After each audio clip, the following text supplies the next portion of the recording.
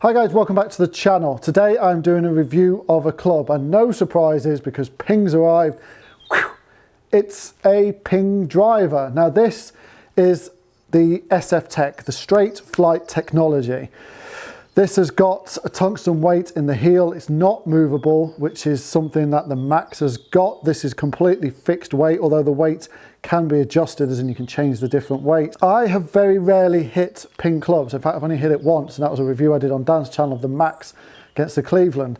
So I'm looking forward to trying this because it's straight flight technology and it's something that I need. I need straight flight technology. So I'll be putting this up for the test. I'll talk about the sound, I'll talk about the feel, and then we'll talk about the performance. So this is a 10.5 degree head, and it is set completely standard for the time being. The shaft in it is the Tensite Orange 65 gram S-Flex. A little bit heavier than something I'd probably use. I normally use a 60, but then I'd use an X-Flex. So it should sort of sort itself out when it comes to that. So I need to get quad on, and I need to see if I can keep this ball straight. Am I expecting it to be straight? Absolutely not. So draw bias, it's unbelievable. I'm expecting this to just keep hitting the left side of the fairway, which is not a bad thing, because if I can eliminate the right, then at least I know where I'm going. Will it go straight? No. Will it overturn and go left? Absolutely, with my delivery, but I'm so excited to hit this club.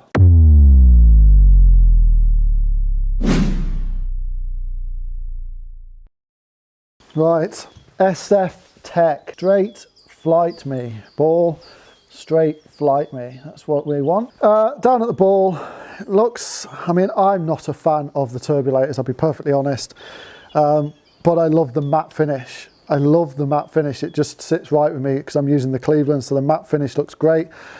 I think underneath, this is the best looking driver this year. I think it looks classy, it looks clean, it just looks superb. It's, for me, it's the best looking, without any shadow of a doubt. Nothing's even close in my opinion.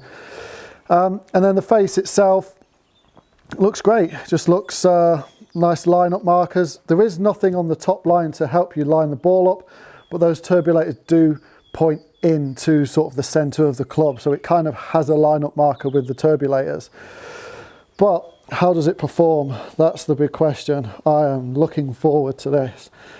If this goes right, I'll be very, very, very surprised.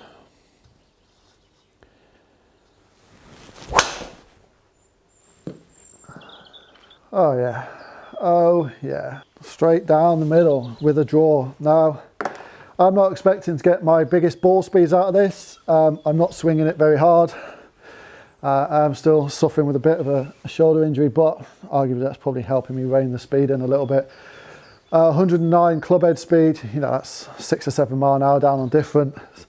Spin 2.4 is ideal. Launch at angle 18, possibly a little bit high. Carry 255. It's in that window and it's straight down the middle. Oh, just absolutely hooked the tits off that. I suppose that's the problem. Is with all that draw bias, you get that wrong and you're hooking the living daylights out of it. That is a absolute no-no.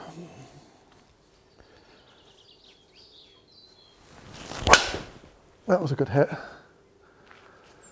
Oh, it's just not missing fairway, is it? That's on top of the other one. Literally on top of the other one. So spin up a little bit at 2.9.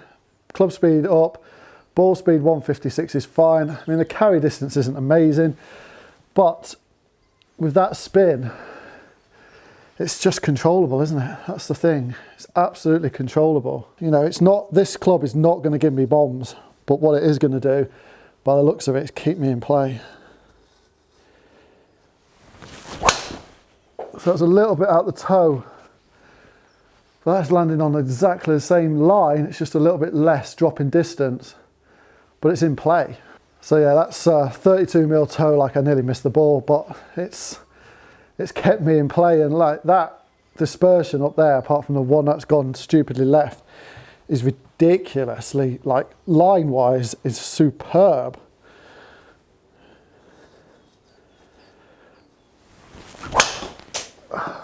great hit. So a little bit overturned. Oh my God, that's just hooked. Felt good, but that's my only problem, fear with this club, is that overturning of it. It's there in the locker. I'm not gonna talk about the technology in here because you've seen all the reviews already. This is a review of a mid-handicap golfer using the SF Tech to see if it works for him. You know, it's got the forged face and it's got everything that you're expecting from Ping, but you've seen all the reviews before, so I don't need to talk about that. The sound though is loud, but it's not as loud as when I tried the Max. It's quite muted down, but it's loud, that's for sure.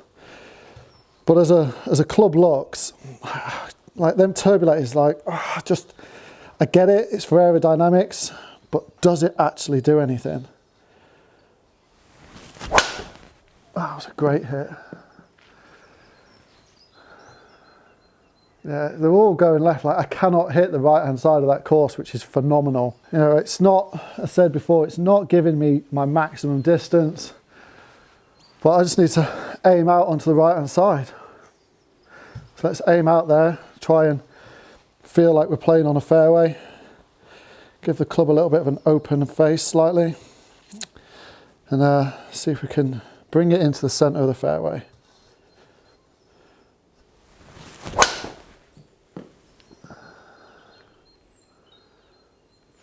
So just caught the toe on that one, low toe, so there is a drop off in distance. But it is absolutely still in play on the right hand side of that fairway. What a club this is. It's so predictable is what I like to use. The word predictable. Like, I don't even think I could slice it if I tried. Well, I probably could actually. But it's just, I know no matter how far right I aim, it's gonna come back in.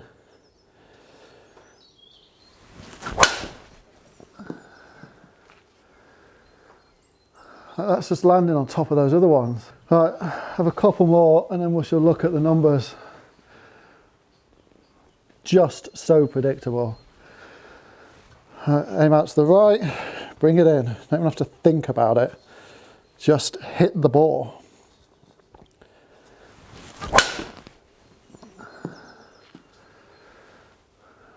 So I just didn't aim right enough, but it's left side of the fairway, probably left rough. Right, last one, and then I'm going to load a hole up and try and hit fairways. Because I don't feel like I can miss fairways.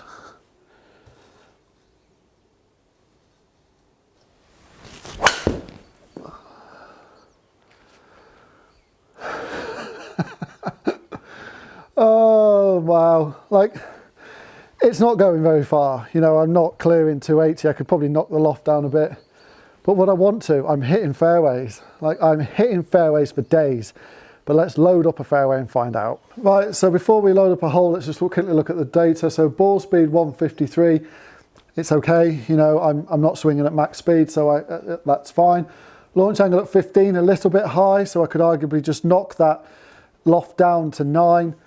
Spin at 2.7, and lofting that down would bring that spin down to 2.5, which is ideal situation. So, you know, if I was sitting here fitting myself into it, I'd now be tweaking with those sort of settings. Carry distance 255. You know, it's not miles. You know, I hit my 3-wood that far, but like, how predictable was this shot shape? In off the right and then missing left. You know, if I just aim this out a little bit further, it's so predictable that it gives you the confidence to aim right. Being able to know you can aim right and not miss is like, it's a godsend for a handicap golfer. For an amateur golfer, it's like gold dust, because if you aim right and then you then slice it, like, the ball's gone. But being able to know every single time you aim out right, it's coming back in, like, you need that in your life. That predictability in your life is fantastic. Looking at the club data, efficiency 140, it's not brilliant. You know, the higher to 1.5 the better, but it's okay. Club head speed 110, it's where I'm at the moment with a shoulder injury, so that's perfectly fine. And then strike location a little bit low in the toe.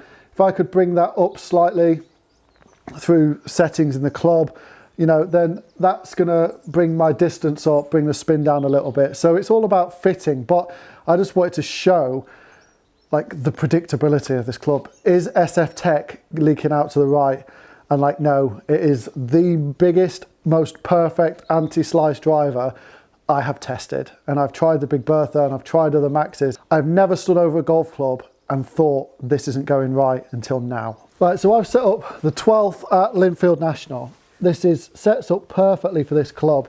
You need to aim down the line and draw it in to the left-hand side, and that's where the fairway is. So that sets up perfectly for this club.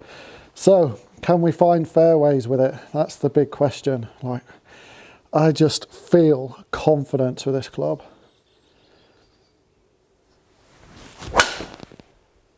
Oh, flirted with those trees a little bit. They're going to come round enough. So we're just going to miss on the right-hand side, but we're in play. That's the main thing. So stayed pretty much on that line. So I was just aimed a little bit too far out to the right on that. Just expecting it to come back, but like I didn't have any fear of the right-hand side.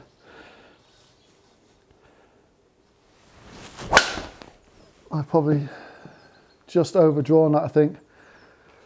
That's going to go into the left-hand rough. The start line on that one just wasn't perfect, so I aimed a little bit too straight. And then obviously I got that shot shape that I'm getting at the minute with this club, and that is not in play. Absolutely not in play. That's a chip out. But again, the right hand side of the course wasn't there, didn't exist. Just closed the face too much on that one. Right, come on, let's hit this fairway. It's set up perfectly for this club.